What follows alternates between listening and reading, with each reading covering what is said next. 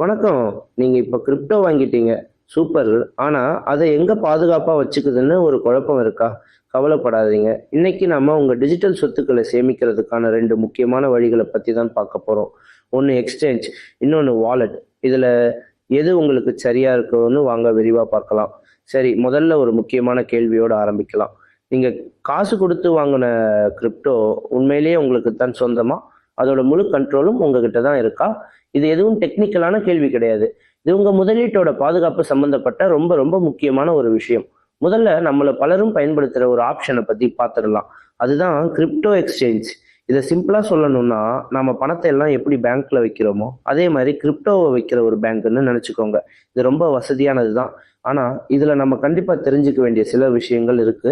இன்னும் தெளிவா சொல்லணும்னா, நீங்க கோயின் பேஸ் இல்ல வஸ்ரெக்ஸ் மாதிரி ஒரு பிளாட்ஃபார்ம்ல கிரிப்டோ வாங்கும்போது அந்த கிரிப்டோவோட முழு பொறுப்பும் அவங்க கண்ட்ரோல்ல தான் இருக்கு.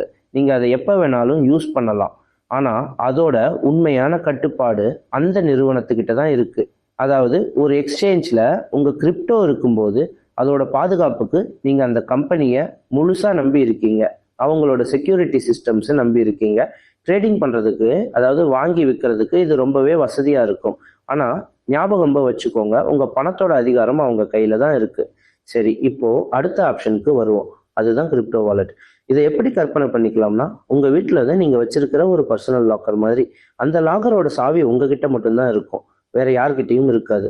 ஒரு வாலெட்டுங்கிறது உங்க கிரிப்டோவை பத்திரமா வச்சுக்க உதவுற ஒரு சாஃப்ட்வேர் அல்லது ஒரு சின்ன டிவைஸ்.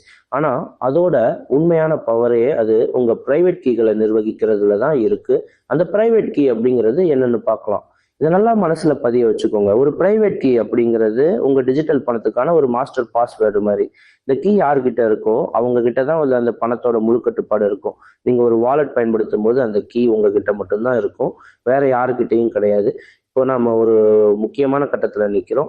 இது ஒரு முக்கியமான முடிவு எடுக்க வேண்டிய இடம். உங்களுக்கு வசதி அதிகமா இருக்கணுமா, இல்ல உங்க பணத்தோட முழுமையான கட்டுப்பாடு உங்ககிட்ட இருக்கணுமா?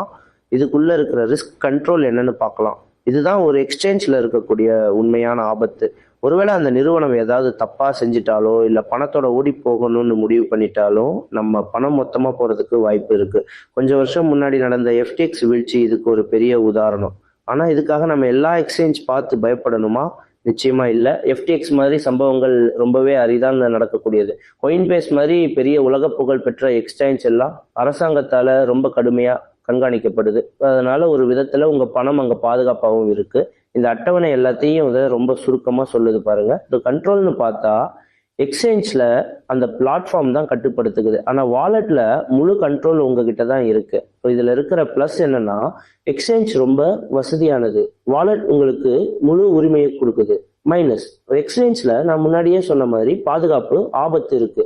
ஆனா வாலெட்ல முழு பொறுப்பும் உங்களுடையது.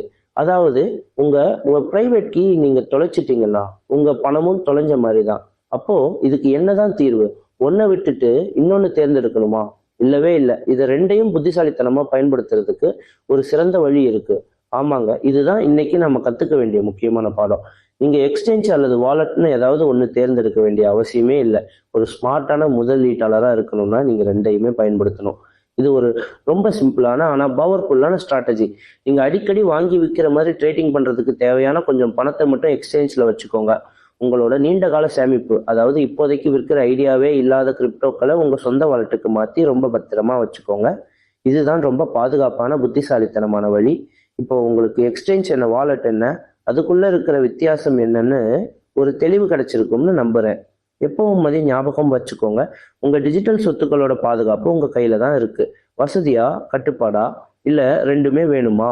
உங்க முதலீட்டு பயணத்துல நீங்க எடுக்க போற இந்த முக்கியமான முடிவை பத்தி நல்லா யோசிங்க.